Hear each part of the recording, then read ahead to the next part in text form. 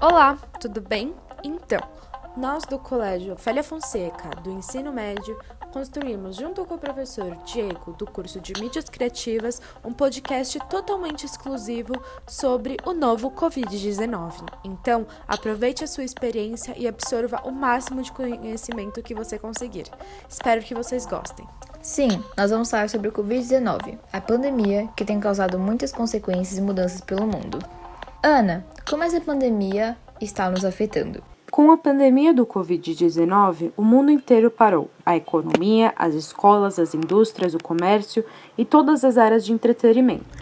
A gente nunca enfrentou um vírus com uma capacidade de transmissão tão alta, e talvez esse seja o motivo maior para que esse vírus, mesmo não tendo uma letalidade considerada elevada na população geral, tenha a capacidade de gerar estragos sistêmicos, tanto na saúde, na economia e nas relações interpessoais.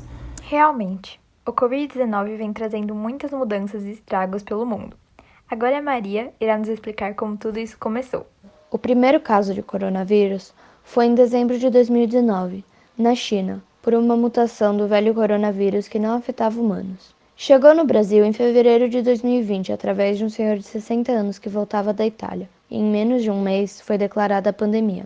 E quais são as consequências e como esse vírus é transmitido, Fernando? O Covid-19 é uma doença infecciosa causada por um novo vírus. Ele causa problemas respiratórios semelhantes à gripe e sintomas como tosse, febre, e em casos mais graves, dificuldade para respirar. O modo de transmissão é o contato com pessoas infectadas que transmite o vírus por meio de tosse e espirros. Ele também se propaga quando a pessoa toca em uma superfície ou objeto contaminado nos olhos, ou nariz ou na boca. Como isso vem afetando os países? E quais são as medidas preventivas tomadas por eles? Quando o vírus começou a se disseminar, os primeiros países afetados pelo novo coronavírus subestimaram a capacidade de destruição dele. Esses países eram nações extremamente desenvolvidas, como a China, a Coreia e o Japão. Quando o vírus chegou na Europa, mais uma vez houve esse erro, só que agora os países atingidos eram, por exemplo, a Itália, um país envelhecido e com uma política desgastada. A devastação foi ainda maior, com 600 mortes por dia e mais de 130 mil pessoas contaminadas. Mesmo com todas essas informações, ainda há políticos que não acreditam na gravidade da pandemia. Agora iremos nos aprofundar nisso e nas polêmicas que os governos vêm se metendo. Milhares de países estão tomando iniciativas para combater esse vírus. Uma dessas iniciativas é manter as pessoas de quarentena em suas residências, assim o sistema de saúde não é gravemente afetado. No Brasil, somos informados exaustivamente por publicações científicas, estudos e pela imprensa que, dentre todas as medidas adotadas para o enfrentamento da Covid-19, o isolamento social é um dos métodos mais eficientes para a redução de aparição de novos casos. Algumas das medidas tomadas foram a criação de uma rede de testes, definir hospitais de referência para o tratamento de casos mais graves e a importação de máscaras e testes de coronavírus. Em contrapartida, temos presidente, econômicos e empresários que se opõem a essas medidas de prevenção dada por especialistas, dizendo para as pessoas irem para a rua porque é apenas uma gripe. Mesmo com milhões de casos de Covid-19 pelo mundo, Jair Bolsonaro continua se envolvendo em polêmicas sobre a pandemia. Em um de seus discursos, o presidente chegou a dizer que a crise da pandemia do novo coronavírus no país é histeria. A fala foi dita em uma entrevista com a Rádio Tupi, no Rio de Janeiro. Ele acredita que todas as reclamações feitas em relação às suas atitudes não são da população, e sim culpa da mídia. Bolsonaro ainda disse que comemorou seu aniversário com uma festa tradicional, enquanto profissionais da saúde dizem para evitar aglomerações, adotar isolamento e cancelar ou adiar eventos como este. Como as fake news vêm se propagando durante a pandemia? Não é de hoje que existem as fake news, mas com certeza nesses últimos tempos elas se propagaram de forma incontrolável, por meio de mídias e redes sociais.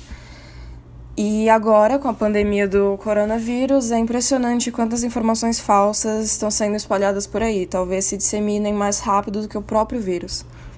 Algumas dessas fake news espalhadas são máscaras sem qualidade distribuídas pelo Ministério da Saúde, máscaras de doação da China são contaminadas com coronavírus,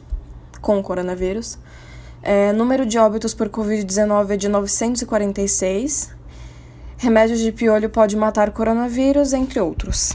Muito obrigada, Sara. E agora nós passaremos a palavra para a Ana Clara e a Laura, que trarão informações de como o isolamento afeta a saúde mental e quais medidas nós podemos tomar para evitar esses problemas. Como tudo isso afeta a vida íntima das pessoas? Bom, com a quarentena, as pessoas tiveram que se desligar totalmente do mundo exterior, sem ter contato com nenhuma pessoa.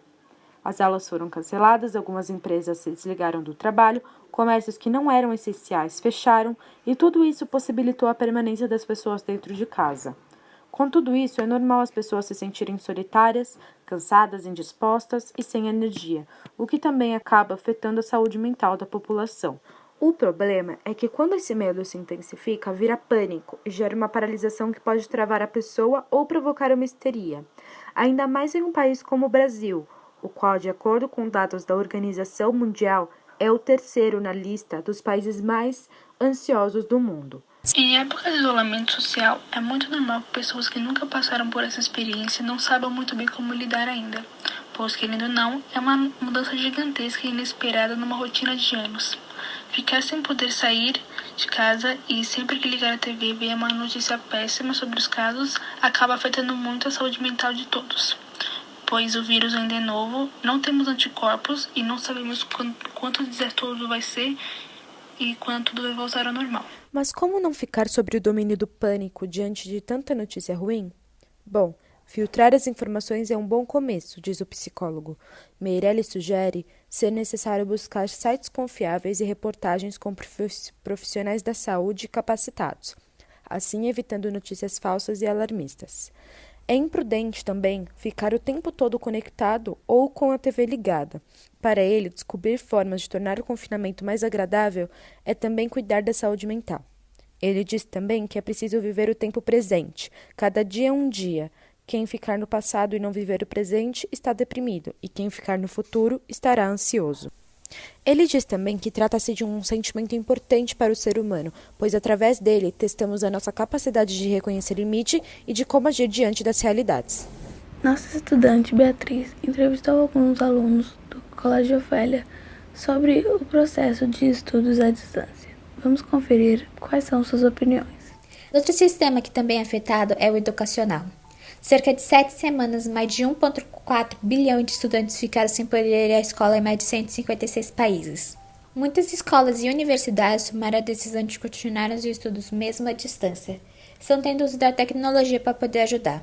No Colégio Ofélia Fonseca, está tendo aulas de videoconferência com a ajuda de ferramentas do Google, o Classroom e o Meet. Os professores têm passado também atividades para ajudar não só com as videoconferências. Fiz algumas perguntas para 2 estudantes do Ofélia Fonseca.